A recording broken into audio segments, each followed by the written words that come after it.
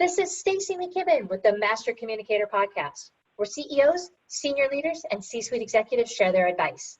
It's 6 questions in 9 minutes because the best leaders know how to share their ideas concisely and quickly. Let's jump right in. Question number 1. In a few sentences, tell me who you are and what you do. So I'm debra.bass. By way of title, I'm the U.S. President and Chief Marketing Officer of Nuvo. So what do? I'm reinventing pregnancy care for the 21st century with new technology and tools, and essentially a remote pregnancy monitoring platform, which is needed now more than ever. I'll say I would have used that for both of my kids too, though, even if it happened. Well, I won't say how long ago. Let's just keep it that way, Debra. How long have you been at Nuvo? 2 years. 2 years. Awesome. Well, really excited to have you here today. So I'm curious, from your perspective, what's the best thing about leading people? So to me, the best thing about leading people is inspiring them with a common purpose. So in the case of Nuvo, our purpose is very aspirational: to give life a better beginning, to give every life a better beginning. And it was born out of a founder's story that we really harnessed to make it broadly relevant to all of the women and expectant families we'll serve. That's beautiful. Do you find that through sort of your interactions that you really help individuals to uncover their own personal purpose or passions as it relates to the common purpose? Yeah, I mean, and I spent my career before Nuvo, the past 15 years at Johnson & Johnson Companies, which is a credo-driven company, also with a big mission of transforming health for humanity.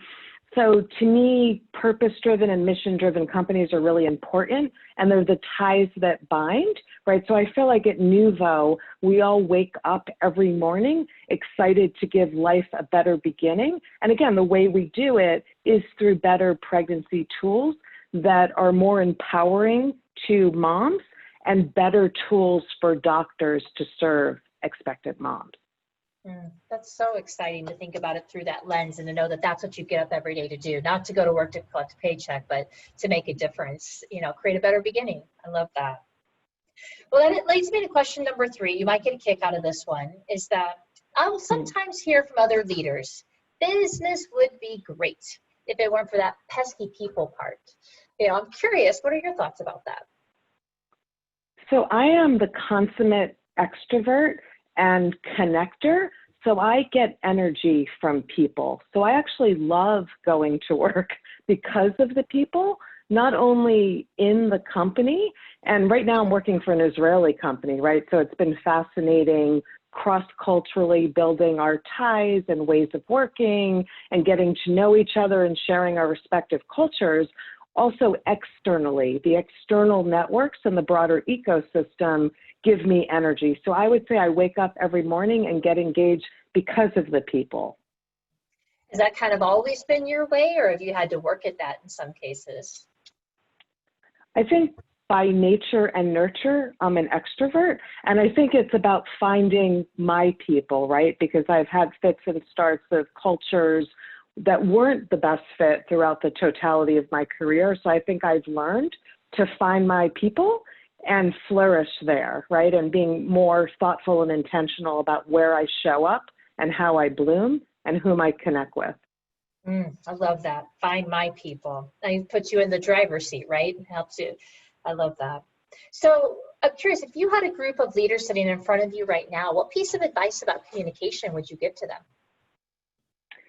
So I would say first and foremost, be creative, because there's so much noise out there that we need to command attention and be creative in how you pin down your story. The second is, I'd say, be clear in how you articulate your story, and then be consistent in telling it. I think where people lose the plot is when they're not focused, or they're saying the same things everyone else says, or when they tell the story differently every time and they just lose their audience. So be creative, be clear, and be consistent. You're the first one to answer with the creative part to that question. I love that. I've done over 107 interviews on this, and that's the first time I've heard that as an answer to that question. That's amazing. So I'm a closet creative, right? If I wasn't doing this, I could be like a creative storyteller.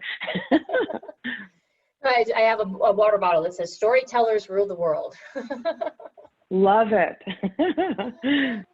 So as you think about, where you go to get influenced, right? What other successful business leaders like yourself, Deborah, should be on our podcast, right? Where are the other Deborah Basses out there that we should be paying attention to? So I have two to recommend. The first one would be Denise Torres. Do you know Denise Torres? I don't. So she is a phenomenal woman on so many levels.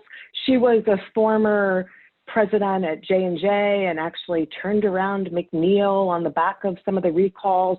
And Denise has now created the mentoring place and is really inspiring other women, has created a platform to help mentees connect with mentors and really give back. So person one would be Denise, inspiring woman, you'll love her. The second person would be Naomi Kelman.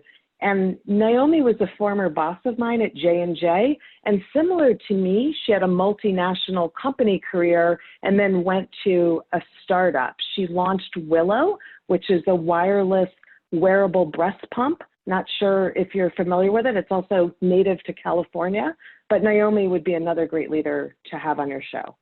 Oh, I love that. I gotta say, I'm not sad to hear they're both ladies. I love the little shout out to the women. That's fantastic. There's so many inspiring women out there, for sure. I know. All right, and then magic question number 6 for you. Who has been your favorite boss or teacher, right? Who's really influenced you? So I actually pondered that question a lot, and it was really hard for me to come up with one. So I'm going to give you the shared traits of my favorite bosses and teachers. One is that they saw my potential, either as a student or a leader. The second is they understood me on a personal level and where I could uniquely add value.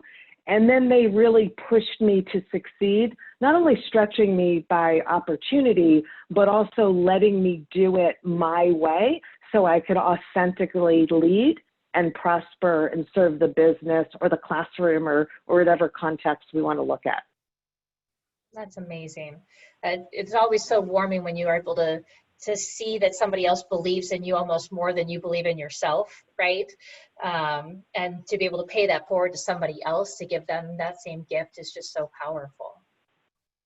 I love that. Absolutely. Idea. A nurturing form of leadership, as I would say it, right? It really is. It really is. Well, Deborah, it's been such a pleasure to have you on the show. I'm curious if somebody wanted to reach out and introduce themselves or just learn more about you, how might they go about that? Sure. So one way, debra.bass at nuvocares.com, which would be my work email. I'm on LinkedIn, and I think I'm Deborah J. Bass. And I'm also on Twitter, debra.bass1. Fantastic. Well, I hope that one of my audience members, if not more, will reach out to you and at least say hello, because I know you have a wealth of knowledge there to share. So, and hopefully you two will join us back on a future episode when we bring it back. But until then, this is Stacy McKinnon with the Master Communicator podcast. For more ideas and insights, please do go check us out at www.concilioteam.com. And we look forward to seeing you again next time. Take care.